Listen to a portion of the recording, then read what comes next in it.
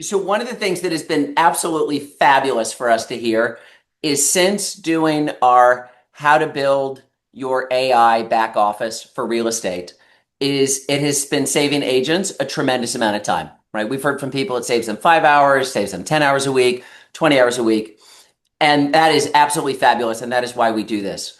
One of the things that we have heard a lot over the last week and a half from a number of agents, both those that are using AI to help save them time and others that are like, I know I should, but I don't exactly know how.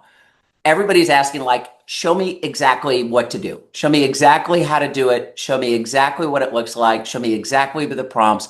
Help me understand what it looks like. So Paige, what if we did that today? Well, I think that's fantastic. Why not? Why not? So normally we will have a market update for you first, and we will go through of what the data says in order to figure out how to use AI. Today, in the essence of time, to show you exactly what to do and with the gifts that we have for you today, we are going to dive right in.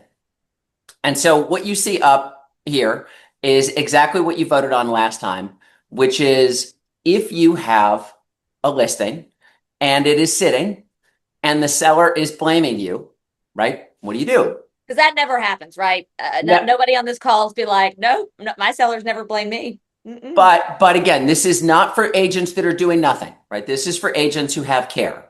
This is for agents who want to do the right thing and want to help their client. Because Paige, when a listing sits, what is typically the biggest problem? Typically, the biggest problem are two things: price or condition. And condition can be fixed with price. So that means it's price. And these portals, this is something we've been doing with our team for quite a while. And it grew out of a necessity that I had as a practitioner where I would do all the things and then I would go to meet with the client to have a price reduction conversation, and I was unsuccessful because they would say, well, I don't know what you've been doing. How do I know that you didn't tell me this? And I'm frustrated as an agent because I'm like, look, I've held the house open 5 weekends in a row. I've done all this. I've done the stuff, I've done right? work. I've done And work. the work, but Yeah. I didn't have a mechanism to communicate the work that I had been doing in a system so that then it laid the groundwork for the conversation that I needed to have. And that's what the portal is designed to do, is to be able to illustrate the accountability that you are having with that client, to show them, yes, I am working on your behalf. Here are all the things that I'm doing, and we need to pivot. And so what we're going to give you today is how to make this exact listing portal for you for every one of your listings. It looks pretty, it's good, and right, just like your favorite Top Chef show, we are going to go through and do that directly. And so again, we're going to walk through every part of this. But before we do, right, just like in a good baking show, we're going to let your AI run and build it directly. So you're gonna show the ingredients, like here's the flour, here's the butter. That is exactly right. You Like need a pinch of salt. on our last opportunity to go and help people build an AI chief of staff, we brought in Tristan Epps, who was the winner of Top Chef last season. And it was fabulous, right? Wine, AI, phenomenal food, right? Everything you could possibly want. But many people got lost and were like, okay, how do I do it? And so we want to give you the exact steps. Yeah. David, will you drop in the link to this portal just so everybody can see exactly what it looks like and exactly what they get? Perfect. That's in the Thank chat you. now. Number two, this is the exact page with the tutorial on how you do it. We're going to go through this line by line. David, will you also drop that in the chat? And this will also be in the notes below for how you do it. And what you will have is you will have this big prompt. And so you're going to copy the prompt, and in copying the prompt, you are then going to take it over to your favorite AI. Again, I'm a big fan of Claude, and drop it in. Similar also to the great baking shows, we have done the prep. So, right, we've done a little bit of the mixing. We're going to go through how we did it. That's the link below. The mise en plie is already done. We've done all the chopping, so now we're putting in the ingredients like on the Today Show. That is exactly right. And Got so it. this process is going to take your AI, depending on what model you're using and what you have, between 10 and 15 minutes to do it. And we're going to come back and we're going to answer questions along the way. but you're going to be able to see that it's working. And again, this is just like what you would do as an agent is, right? You have an assistant, you tell your assistant the standard, you tell your assistant what you want to have happen, and then your assistant may or may not come back to you with questions based on what they know or what they don't know. But in this case, the assistant here is working. And so we're going to come back and forth to that. Okay, Paige, as our assistant is working to build the portal, will you go through what we have found to be typically most successful on helping to communicate the work that we've been doing for clients? So when I was a practitioner, the hard part was pulling it all together, right? I knew in my head what the feedback was. I knew how many showings we had. I knew how many open houses. I knew how many visitors we had had to open houses. I could see where our marketing views were, but I didn't have a collection of ways to combine that in a way to present it consistently to the client so the client understood that I was working for them. And pretty. It's got to be pretty. And it needs to be pretty, because if it ain't pretty, then they think that that's how you're marketing their house in a non-pretty way. And nobody wants to see a picture of the toilet with the toilet seat up, right? So what is most important when you start this process with a seller is laying out a communication standard and plan so that they know when and how you will be communicating with them. Because what happens and where the friction often comes in is I, as the agent, got busy and I didn't call them this week. And then, gosh, nothing happened in the listing and we didn't have a showing. So I don't have a reason to call them week 2. So now I'm sitting at week 3 and they haven't heard from me. And so why is their house not selling? They don't know. They've talked to all their neighbors. Their neighbors don't know. Their neighbors think that 2-bedroom, 1-bath house for $1 million is fabulous. You all on this call are like, nope. Nope. And so, but because I'm not the voice that they're hearing, now tension is starting to build. By the way, our friend, the AI came back and said, hey, I want to make sure that I can double check where you put the data. Give me access to the data. So that's what we've done here. We've just allowed Claude to access the data. As that goes on, one again of the big things in this situation and this mock-up in the model that you have, right? The situation is the house has been there for 49 days. And so it has the information that we've presented, right? Number of marketing views. We're going to show you in a minute where that data comes from. Private showing. We're going to show you again where the data comes from. Open house visitors. If you're not holding open houses, put these as 0. This will be gone from your template. You probably are, because it's both a good way to represent your seller and also a good way to pick up buyers in the current market. Paige, what is the advantage of showing second showings? So as you all know on the call, second showing is your most likely potential buyer for that house. So if you don't have second showings, you may not have offers. It is common that somebody comes in once and makes an offer, but a really interested buyer, especially in this market after they've seen 40 houses, are probably coming back a second time to make a decision. Okay, now this next piece is one of the best things. We learned it a long time ago from friends of ours who had a really great practice. We have been doing it for, probably over a decade. Paige, for people who like numbers or who like standards, what is the value of showing what marketing numbers, not just the data, but what they should be and ultimately what they tell you? So the benefit of this is it sets the standard of what my performance as an agent will be. So it's not a question of what I'm going to accomplish. It is laid out, and then it tells the client, here is where the standard is. And if we are not at standard, one of 3 things isn't working. Either A, the marketing's not reaching where it's supposed to be reaching. 2, the condition of the house isn't in line with what buyers are willing to accept. Or 3, it's a pricing issue. And by setting the standard of I can control, I know how many marketing views I can achieve based on the platforms we've built, then and we're I going know to show you that. We're going to show you what those are, and we're going to show you how to get that for you if you don't know. That's right. But I know I can hit the marketing standard. So then that only leaves 2 levers that are left, which is condition and price. And if they're not willing to change the shaggy green carpet that's been there since 1974, that is a price issue. That's a price issue. And so the standard on that, one second, just checking with our little AI. Our little AI is coming back. It says, okay, let me load that. We again give it some data. Am I allowing the website to be able to go to HAR, get some more data? HAR, again, good source of information. We're like, yep, go ahead, keep working. You were able to toggle this depending on your safety and security settings. You can either say, yep, come back to me every time at manual, or you're like, just run. Just skip all the approvals and run. On our computer, we like the manual process of let it double check. Right, because you can find that if you just let it run on its own, it may skip some things, and it needs, right. Every good shift worker needs some standards The and management. yeah. But again, this section again is the fabulous part because it says am I doing a good job and what am I being measured against? And so from the data that we've used from thousands of listings and helping thousands of people, on average in our market, every 10,000 marketing views should bring in about 10 showings. And if not, there's a pricing issue.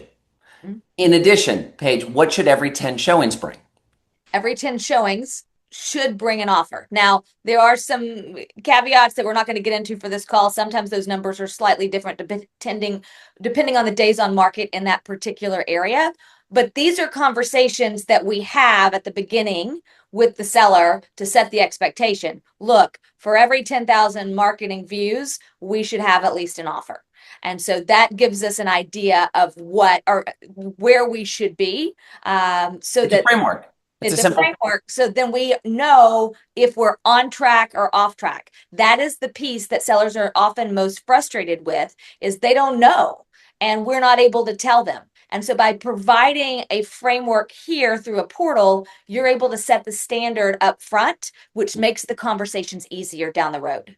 And in this case, it's great, right? For every 10,000 marketing views in your area, it should drive 10 showings. Here, for under 5,000 marketing views, we've driven 15.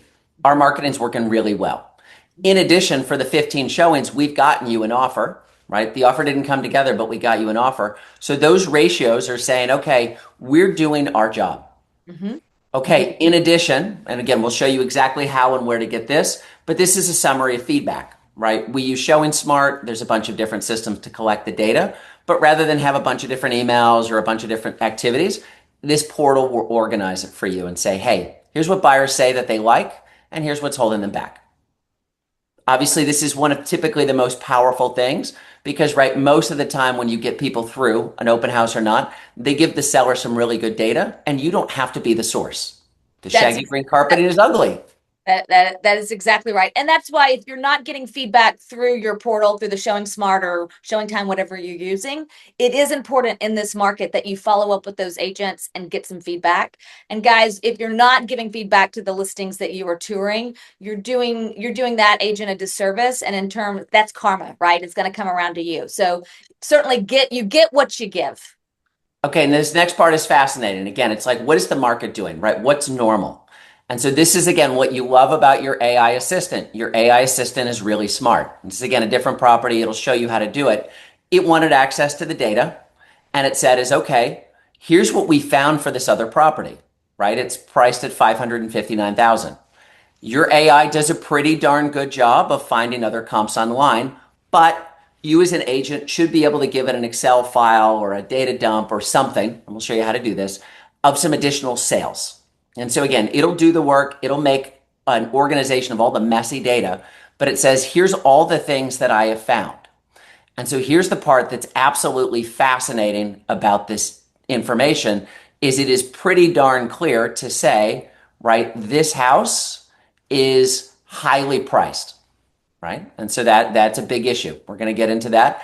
It's going to go through and summarize all the things for you. You as a busy agent probably won't read. It's a lot of words. And so one of the things that's fascinating that your AI gives you after doing the analysis, right, it did your comps for you, is it said, hey, my estimation of this $549,000 house is it should be priced at $499,000. Ugh, right? So this is where, again, you can let the AI run or you can use judgment. And so here's what we're going to do, and this is why we wanted to demonstrate the judgment. The judgment is if you go to a seller and say immediately, you got to knock 10% off your price, that may be a little hard to swallow, despite it being accurate, right? Despite the data being correct. And so in this situation, we're going to go in and we're going to say, okay, the seller's name is Charlotte. My name I'm going to use is Brittany Coyle, and I'm going to give just again a generic non-valid number for this. You would enter your own cell phone here, 555-1212.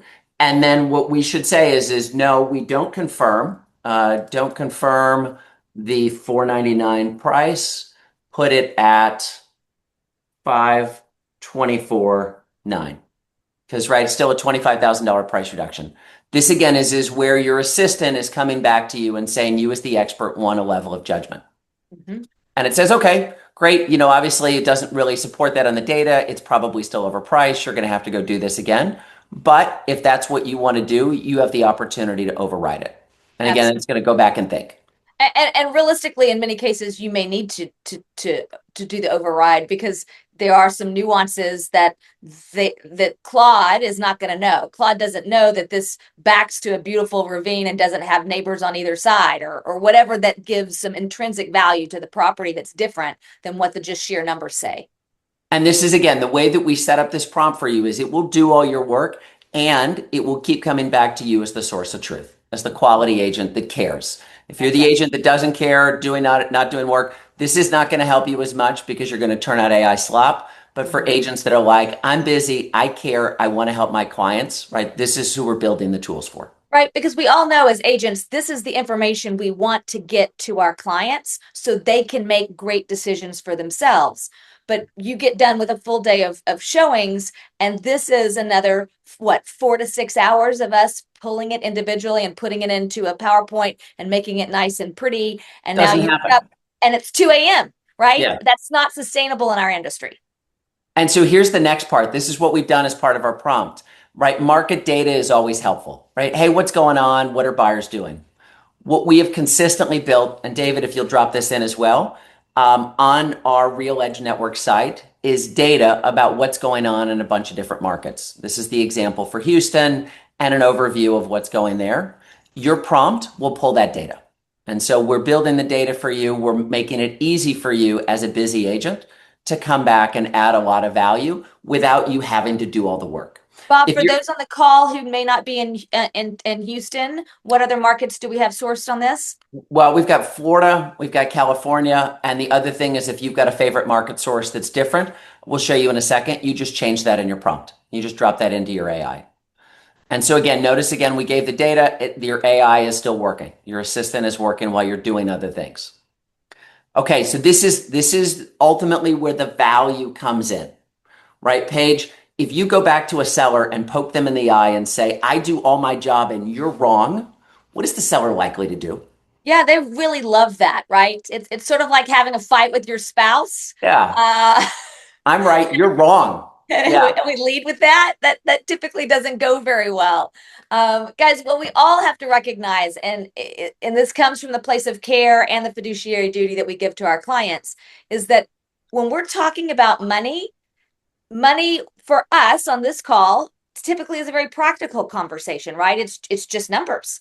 But to the person whose money it is, that's a very emotional conversation, right? Don't come into my house and tell me that my house isn't worth what I think it is because I know what I paid for it. And I know what my neighbor sold during COVID. And I know that I spent $14 million renovating my master bath with solid gold, right? So there are emotions around money. And where agents miss it with their clients is that they work to get to a very logical, practical position. And the client needs to work through the emotion of the fact that their house isn't going to net what they emotionally believed that it should. And then what it tells them is, I then as a seller may be a bad or wrong person because somebody doesn't want to pay me what I'm worth. And that's not what the situation is, but that doesn't change in the moment. That's how they feel. And should people be having these conversations by text? Absolutely not.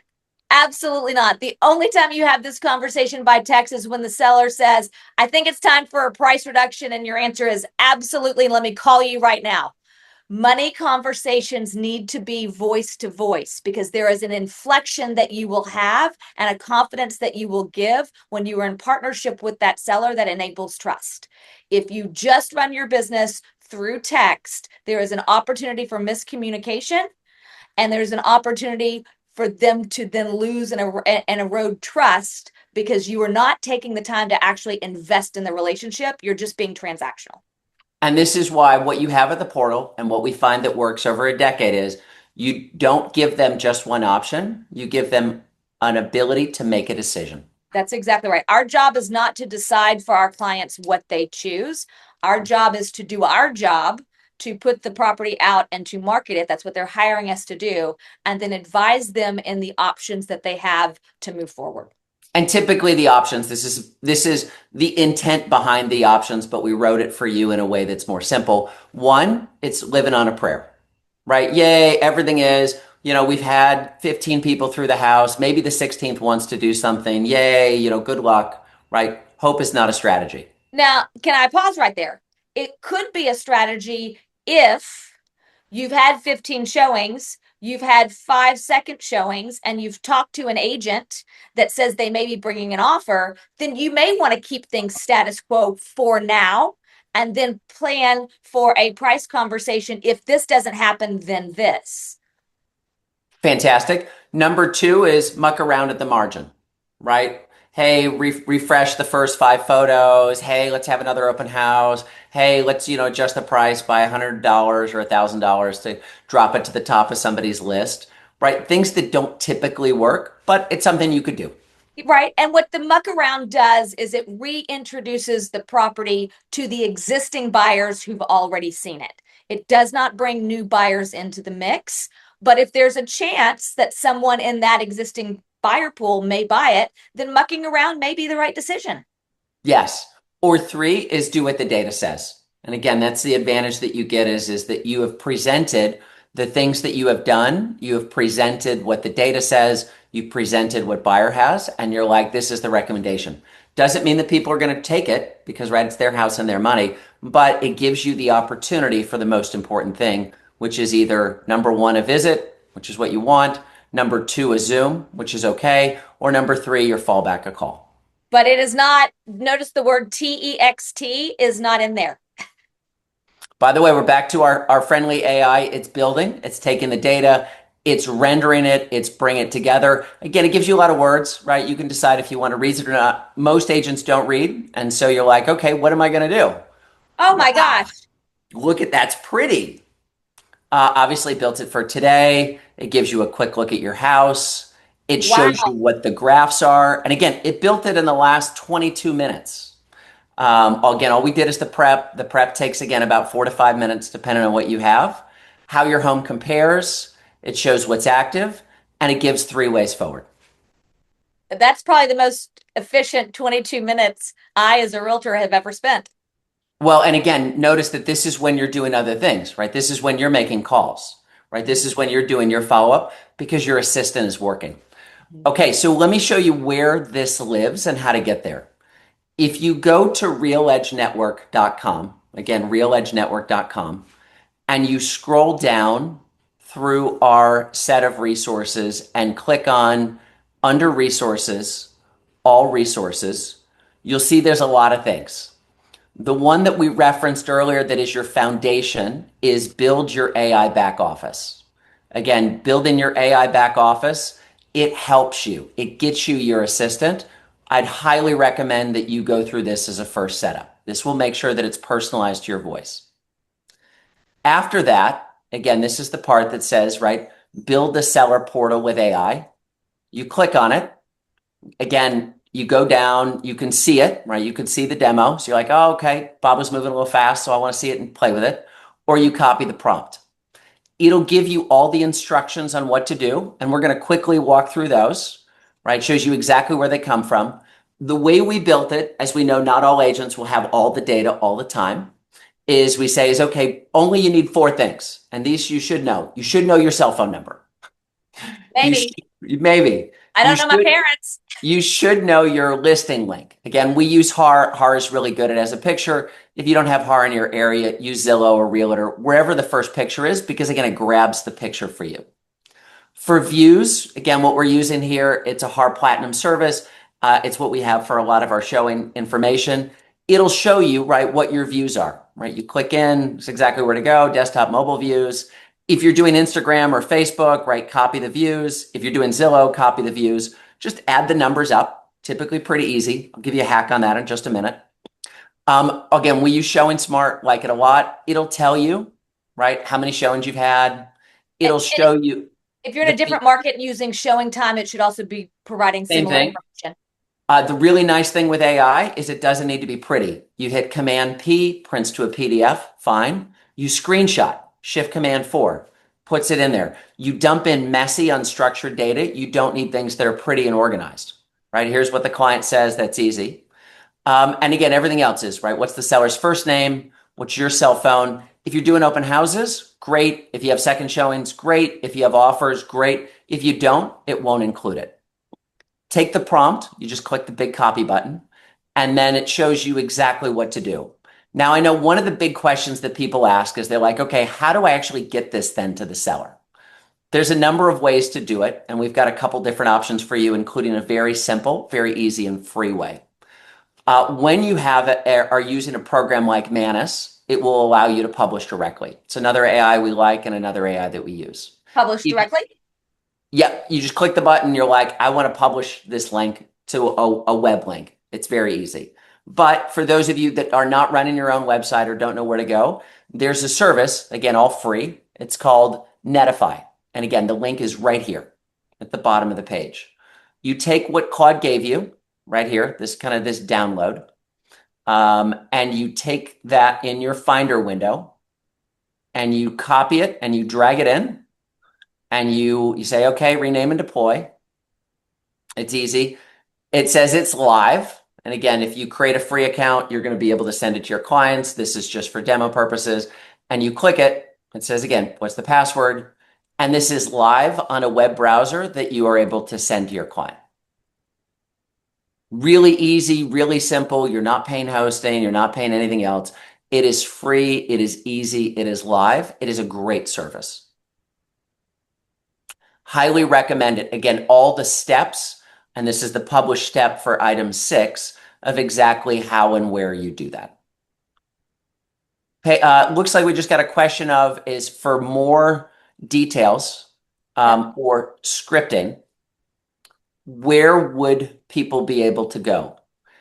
We have small group meetings at 8:30 Monday through Thursday. If people are interested in being part of that, or any of those small groups, to find any more details, whether it's AI Talk or Conversation Talk, David, will you drop in the Calendly link of how they can get more information?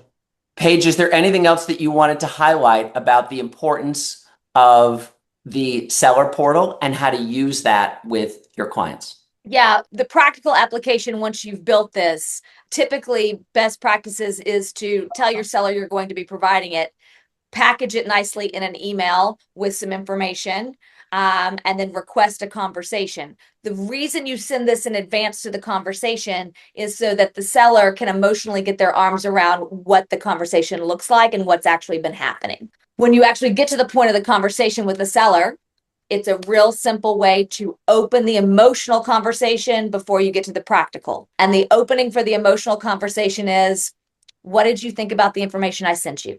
And then you shut up and you let them talk. Why would you shut up and let them talk? Because they need to work through some things and they're going to tell you how they're feeling. And if they're not telling you how they're feeling, if they said, it's fine, fine. You're working to get them to the point where they can uncover where they're trying to go. And if you're providing this structure in advance, you're going to have a whole lot fewer sellers that blame you in the end for the process, right? And that's the ultimate goal. So if you set it up from the beginning, we don't get to the seller blame. That's the whole reason we built this for me, is because I dreaded going into those meetings, spending 6 hours of prep, knowing that I hadn't necessarily been keeping them up to date because I was busy, right? It's not because you don't want to do it, it's because you're busy. Wait, now here's the magic thing. And I know somebody in this call is feeling it. Bob, I have 4 listings. I'm not going to spend an extra 15 minutes each week building a seller portal. What do? That is the beauty of AI, because you go back to your AI and say, turn this into a skill and run it for me each Friday. And bang, your assistant now takes care of it for you every week. That's where the magic comes from, is you build your assistant's skill, you give them the prompt and toolkit, and then they do it, and it turns into a skill. Guys, I'm going to give you with one other question when you're having these conversations with your seller and you are able to get through some of the emotional conversation. The question to ask those sellers is, if we keep the price where it is, What do you believe will change in the next 2 weeks that has not happened in the last 2 weeks? Great And question. just Very sit, powerful question. just sit with the answer and let's see what comes back.